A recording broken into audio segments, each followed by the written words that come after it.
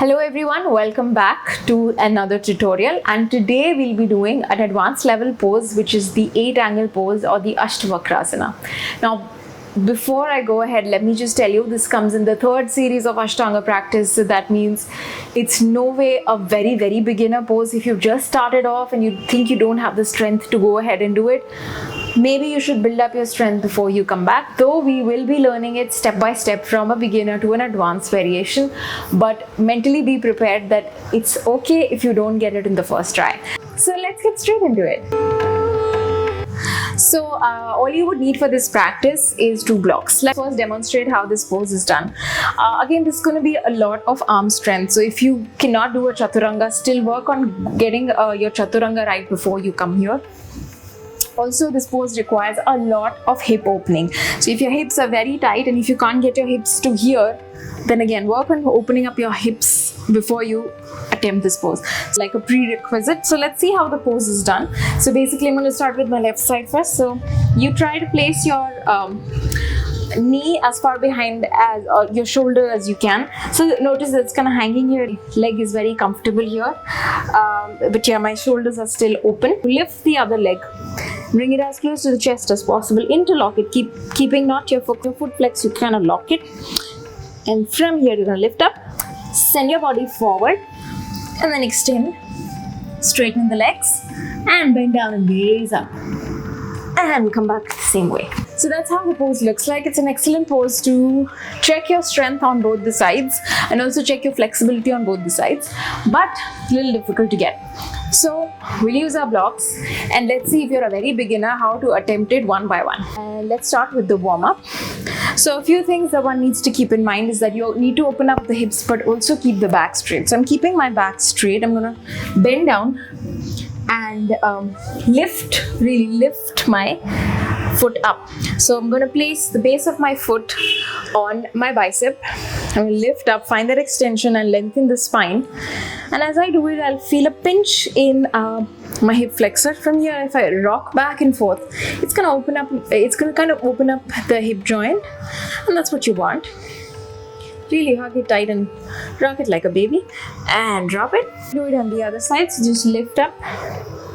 Flex your foot so that your knees are not under pressure, and back and forth, rocking like a baby.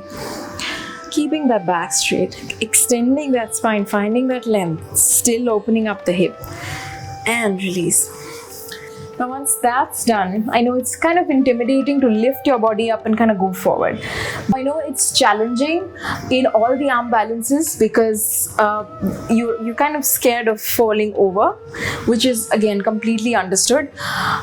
This is the same challenge you have even in the crow pose. So when we're doing the pose, actually instead of going up, where you're actually lifting and dropping your weight forward, and that's kind of intimidating. So before we do that, we can check how it feels like or if we are comfortable in it.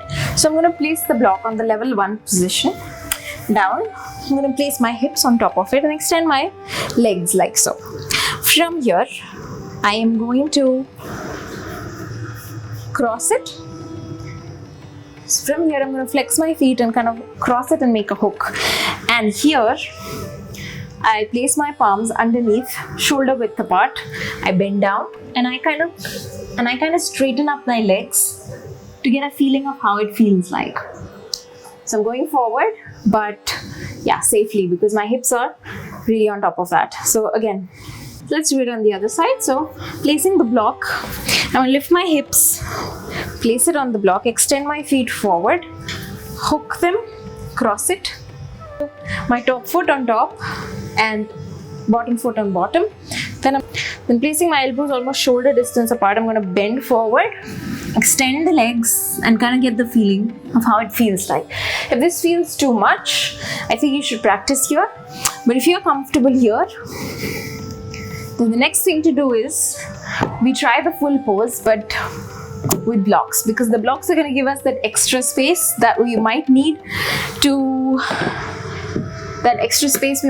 play with to move our feet back and forth. So yeah, I'm going to place it again on the number 1 position so I'm stable.